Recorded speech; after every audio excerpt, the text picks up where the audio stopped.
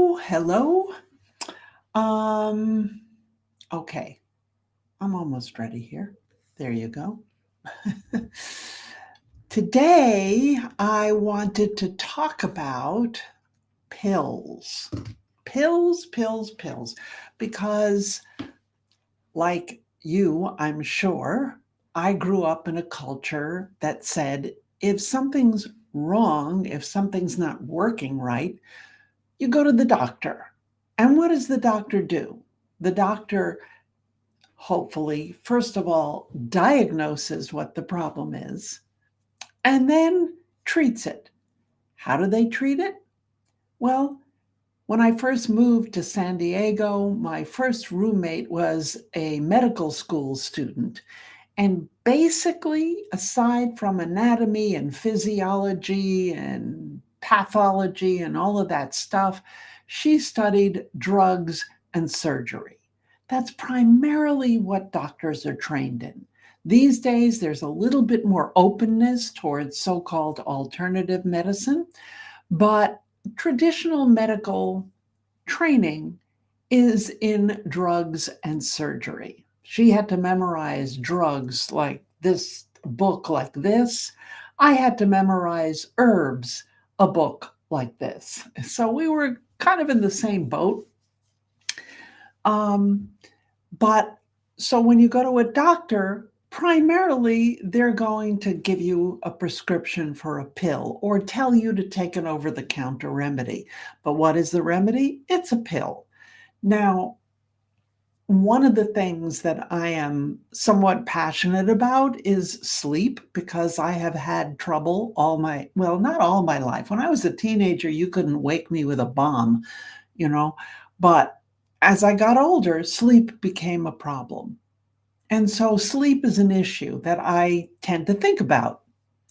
So, what about sleep? What are the pills? Pills, pills, pills. And I know that I belong to a group that's about sleep. And the discussion in that group, as well as with everybody, excuse me, that I encounter who has had sleep issues, as well as in my 3 decades of having a clinical practice in Chinese medicine, patients who come to me because either the pills aren't working or they're having awful side effects from the pills, or they don't want to take a pill. They want to find a different solution. I've heard all three of those. I can't think there may be a fourth, but I can't think of what that might be at the moment. But primarily, those are the three biggies. The pills aren't working, the side effects are unacceptable, or they don't want to take a pill. The entire medical industry, and believe me, it's an industry, it is huge. The entire medical industry is built around efficiency. And what does that mean? When I was a student in the acupuncture college, I used to go up and spend time with a friend of mine who was a doctor with Kaiser, the Kaiser medical system. And I would hang out with him in his clinic, in his office, and watch him treat patients. And he was an amazing diagnostician. He was phenomenal. And he was so good at what he did. And he could get patients through there, in and out the door within 15 minutes. And 15 minutes was a long time. Western medicine is efficient in that way. Time efficiency. And a lot of what a doctor will do is tell you here's a pill. The pharmaceutical industry is enormous. Then along came the supplement industry. In the alternative medical world, we don't have the pharmaceutical industry, we have the supplement industry. And they don't like to be outdone either. So there are so many supplements. Go to the health food store or your local grocery store or even What Walmart even sells supplements. Everybody sells supplements now. Which one should you take? If you're having a problem with sleep, the first place most people start with is melatonin. Oh, I've heard melatonin is good for sleep. A lot of people have tried it and it doesn't work. I'm one of them. I tried it, it didn't do anything. Okay. Melatonin works best if you're going to take it. It works best if you want to change time zones. If you're flying from the United States to Europe, for instance, you're going to be time shifted. And that's where melatonin can help potentially. There's also there's a diet that will help that. But melatonin can also help. But melatonin really is not a sleep supplement. People think of it as a sleep supplement, but it isn't. It's a hormone. It's a hormone that the body produces naturally, which is there to regulate our circadian rhythm. Outside the United States and Canada, you actually need a prescription for melatonin. You cannot get it over the counter because it not only helps to regulate the sleep cycle, but it plays an important role in like blood sugar, immunity, cardiovascular health, hormonal health. In other words, it's really a pretty powerful substance. But it's not powerful enough to overcome some bad habits that you might have, like drinking alcohol close to bedtime or sitting there on your cell phone, scrolling, watching TikTok videos or whatever you're doing, or something that I have a family member that's quite capable of this. And for me, this does not work at all. She will eat a huge meal at 8:30 at night and then wash the dishes and go to bed. And she's in bed by 9:30 or 10. She starts at 8:30. She's in bed by 9:30 or 10. I don't know how long it takes her to eat the meal. I honestly have not sat down and timed it. I've stayed with her. I adore her. We lie down in bed. Her head, she hasn't even hit the pillow yet, and she's sound asleep. Me, I'm lying there trying to digest. It's not working. It's not working. So, melatonin is good for certain things, but it doesn't really work for that. And that is true for a lot of different substances that come in pill form that you can get over the counter. And I've tried this and I've tried that. And the main conversation is, I've tried this and I've tried that and I've tried the other. What else do people take to help them get to sleep? What's the consistent thing here? The consistent thing that I'm seeing is, what can I take to help me sleep? Give me a pill to help me sleep.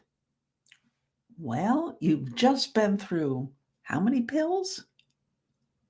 3, 4, 5 different supplements. And maybe you take a prescription medicine. I once took Ambien and it was like, no, no, no, no, no, no, no, no, no, no, no, no. I do want to wake up in the morning. I've taken Tylenol PM as well. I want to wake up in the morning, first of all, and I want my brain to wake up as well as my body. I cannot deal with having a day where my brain is stuck inside of a bag of gel and the rest of me is walking around. That doesn't work for me. And that's what Ambien does. And other people just go plain cuckoo. They have no idea what they're doing or saying or anything. They have no idea what's going on. It's not really the best plan. But the question is, If pill after pill after pill after pill doesn't do the job, why are you looking for another pill? Maybe the answer isn't in a pill.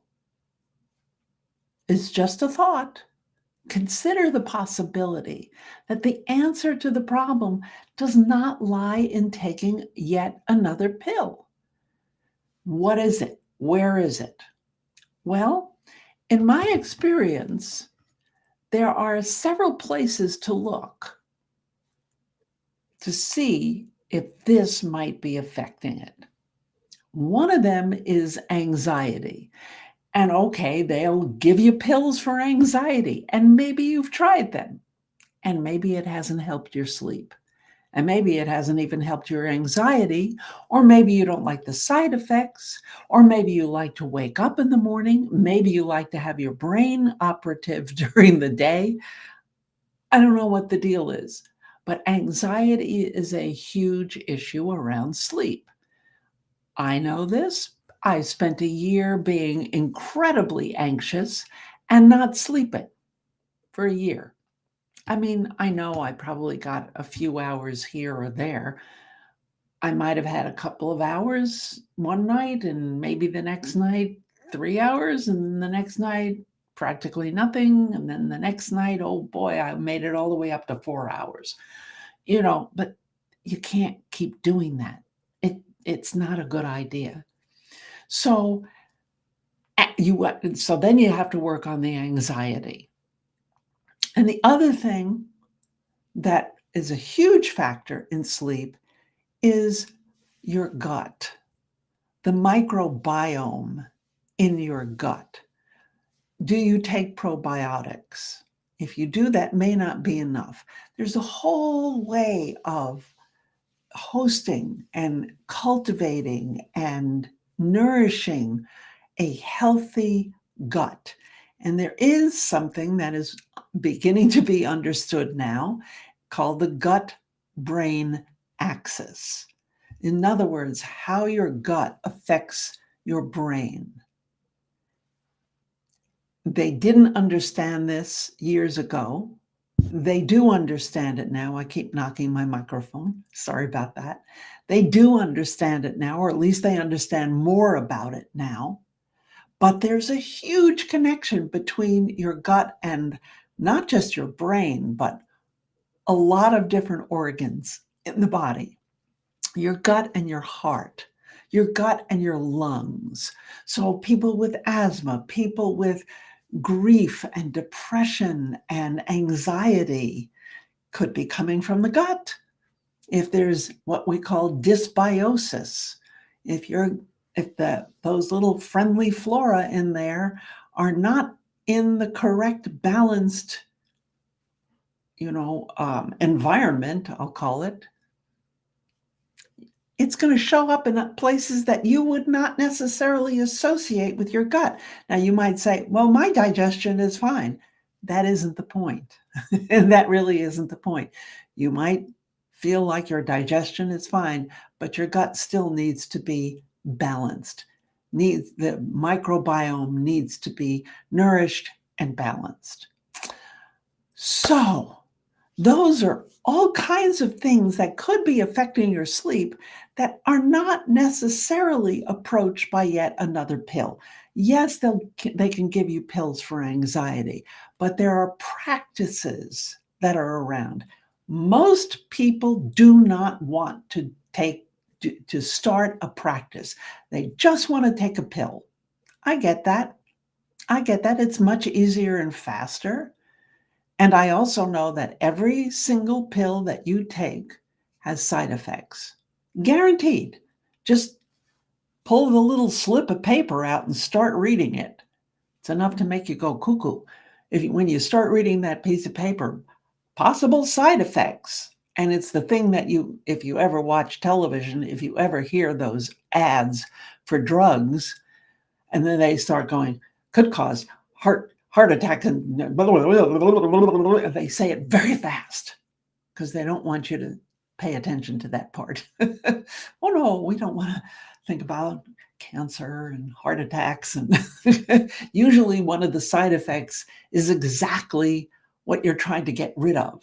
If you're taking a pill for anxiety, it could cause anxiety and depression and heart attacks and strokes. And it's like, whoa, that's enough to give you anxiety. So if you're like most people, this talk is not interesting to you because all you want is another pill. But if you're among the few that really don't want to be doing pills, or you've had it up to here with pills and you're looking around for maybe there's something else, I do have a website. It's called East West Healing Space. And I'll put a link to it down below. We are still under construction. I have shifted my focus, and I'm still under construction, and I've got a course that I will be launching soon on a radical approach to insomnia. And it includes all different information, energy practices, dietary approaches, how to deal with your gut microbiome through your diet, all different things. And you can work your way through this course. You don't have to take one lesson after another, okay? And try these different things and see if they work, because I know they do, because they help me. 100%? No. Nothing that I know of is 100%, not even Western medicine. If that pill were working 100%, you wouldn't be watching this now. Okay, so that's what I've got for you today. And I would love it if you would leave a comment down below. That would help me out so much. Leave a comment. Facebook, they kind of like it when you leave a comment. Okay, take care. I will see you next week. Bye-bye.